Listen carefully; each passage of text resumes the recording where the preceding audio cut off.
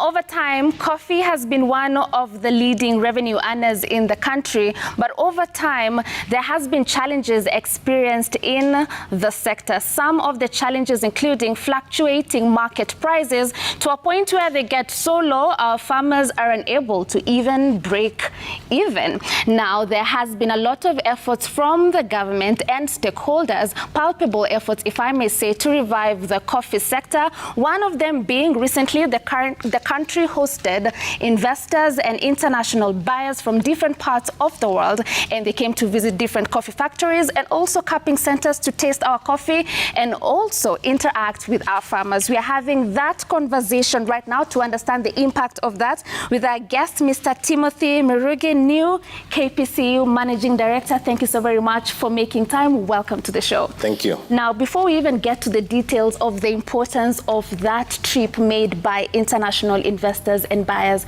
we would like to understand the work involved in the new Kenya Planters Cooperative Union. Thank you. Hello viewers, my name is Timothy Mirugi, the Managing Director of New Kenya Planters Cooperative Union, simply abbreviated as New KPCU.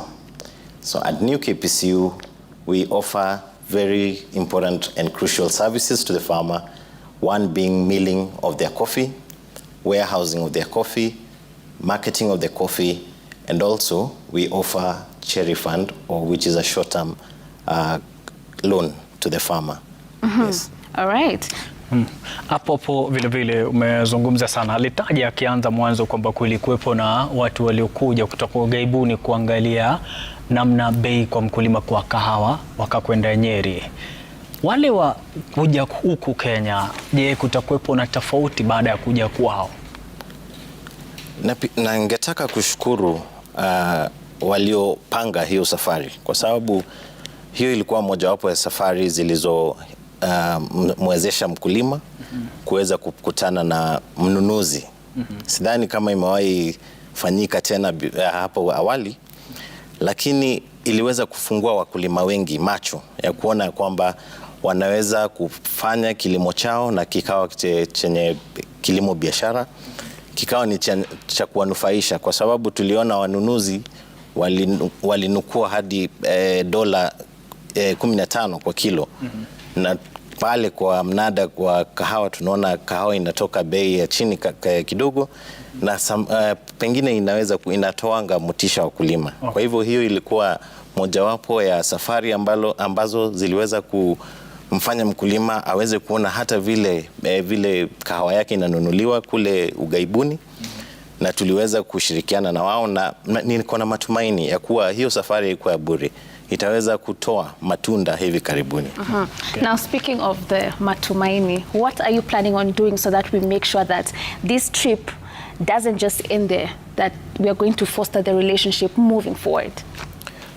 Actually, we are making follow-ups, first of all, with the buyers.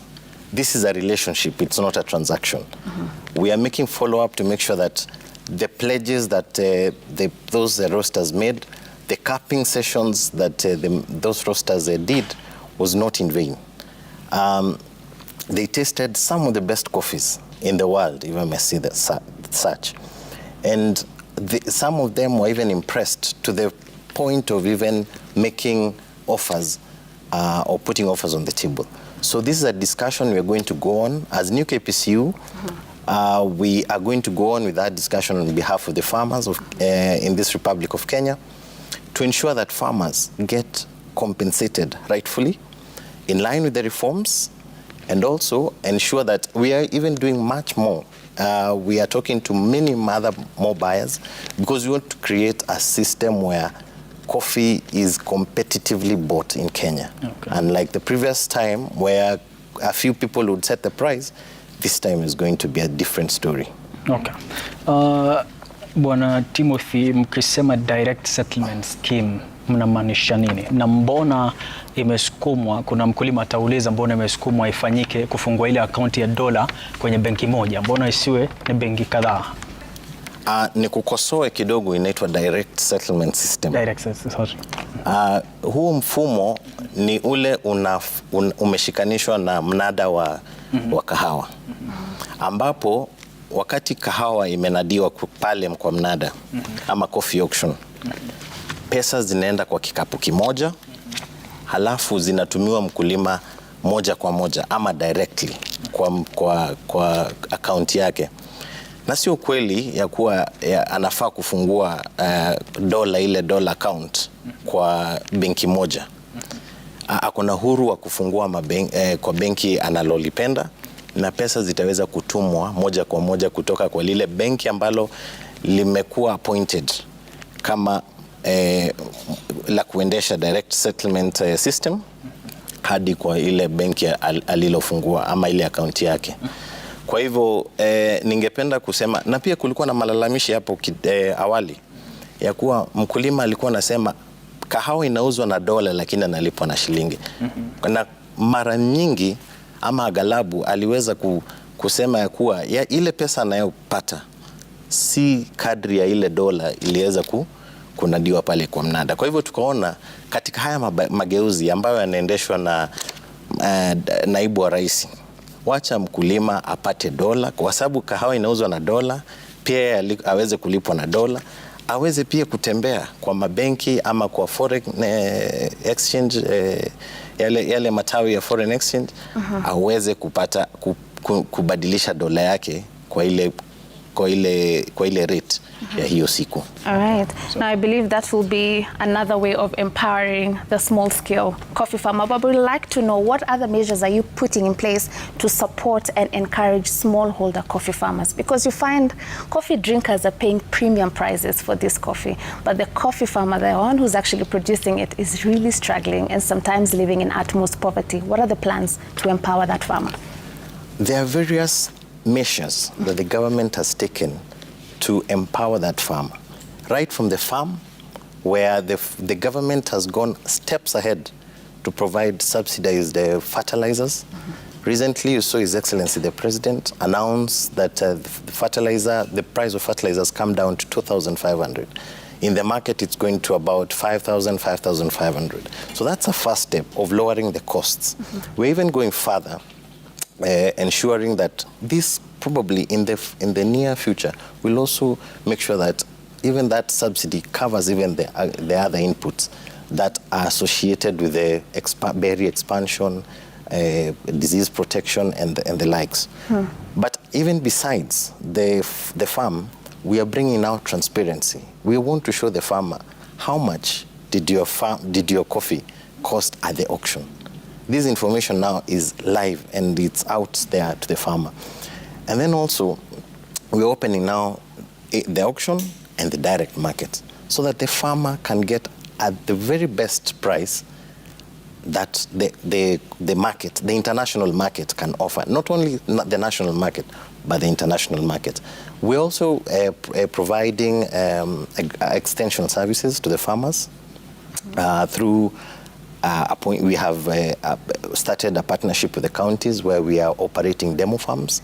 These demo farms are made to empower the farmer with knowledge to be able to go back to the farm and do the right thing. Because once again, even though the prices are good and the dollar rate probably would be good, but the farmer is not able to gain much because the production is still low. So one other thing that we're looking at is how do we increase this production? So the farmer enjoys both the quality, the quantity, and the money in the pocket. Right. Naomba sana kwa kurejesha tena kwa DSS. Kuna yule ambaye anasema kwamba tayari hela zimelipwa kwa na mashirika advance, ile tunaita advance. Sasa zile hela zikiingia, huoni kwamba kuna watu ambao watakatwa kupitia labda walikuwa na mkopo? Asante. DSS ni system ambayo inachukua mikato yote. Kama kulikuwa na pesa ambayo mkulima aligharimika, ama yale services ambayo alipatiwa, pengine alifanywa transport services ya kupeleka kahawa mpaka kwa mills, ama aliweza kupatiwa cherry fund, ama aliweza kupatiwa gharama yote ambayo aligharimika, itaweza wakati inayopeano ama inakuwa declared pale kwa DSS, basi mkulima anaweza kukatwa hiyo pesa, inapelekwa yule service provider, alafu mkulima anapata ile pesa nyingine ama salio. Okay. So asiofu, sio? Ndio.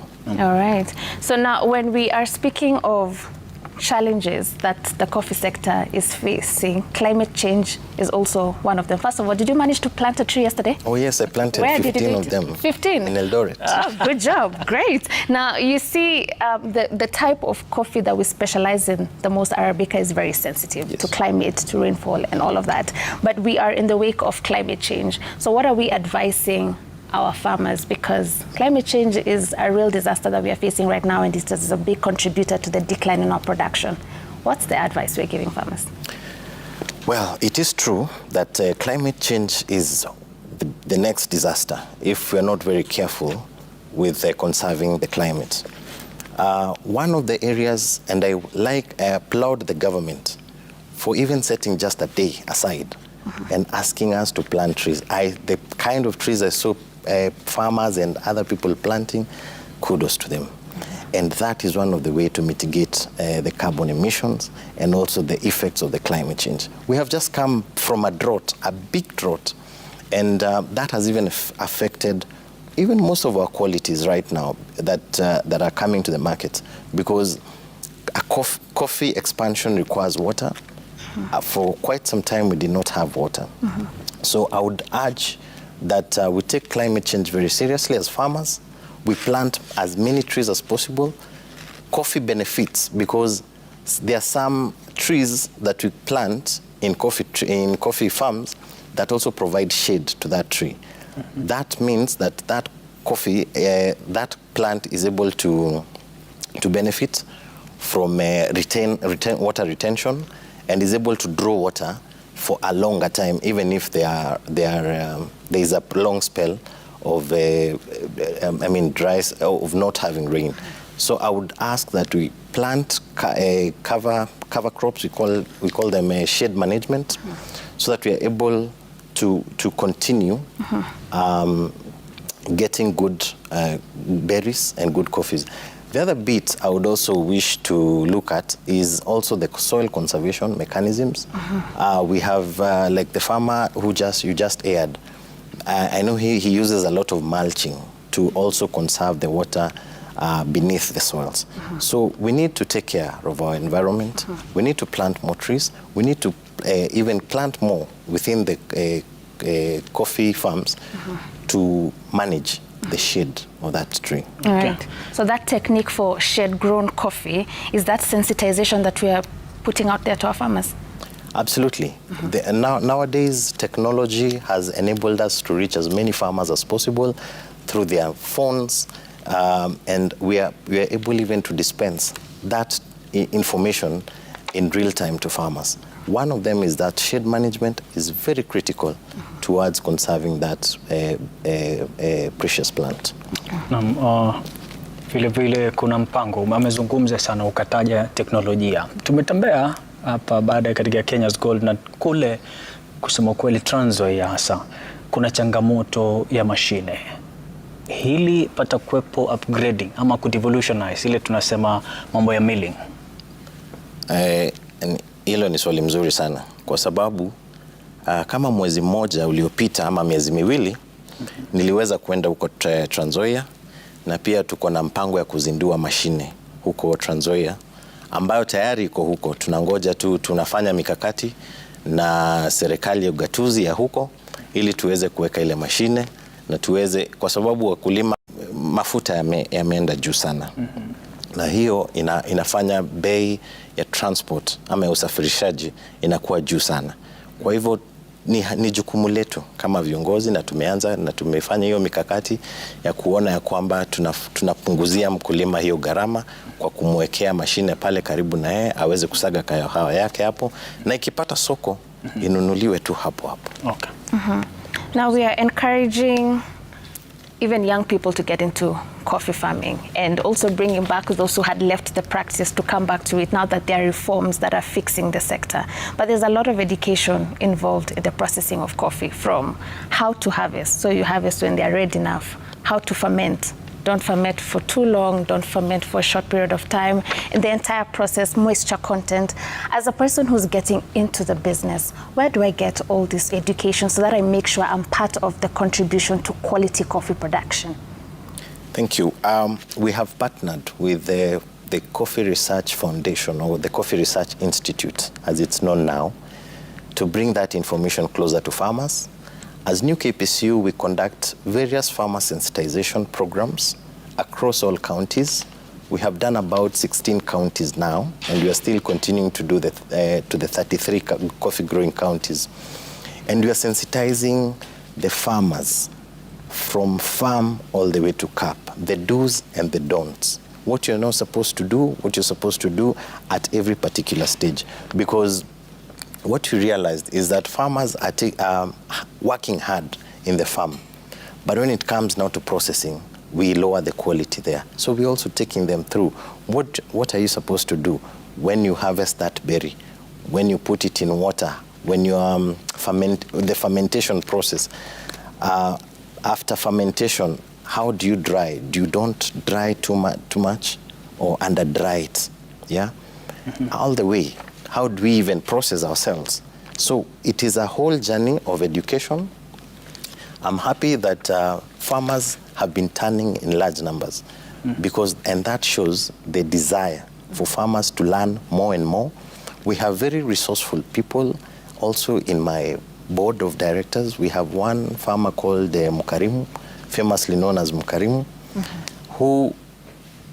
whose trees, coffee trees, bear up to 50 kilos per tree. And I've also seen the other farmer, Bwana Mushwe, demonstrating the way he grows the crop, and also the way his coffee is also high yielding. So we want to couple all that information, all that education to the farmer so that we increase the production, we increase the quality, and at the end of the day, when we market this coffee, definitely the farmer will be smiling all the way to the bank.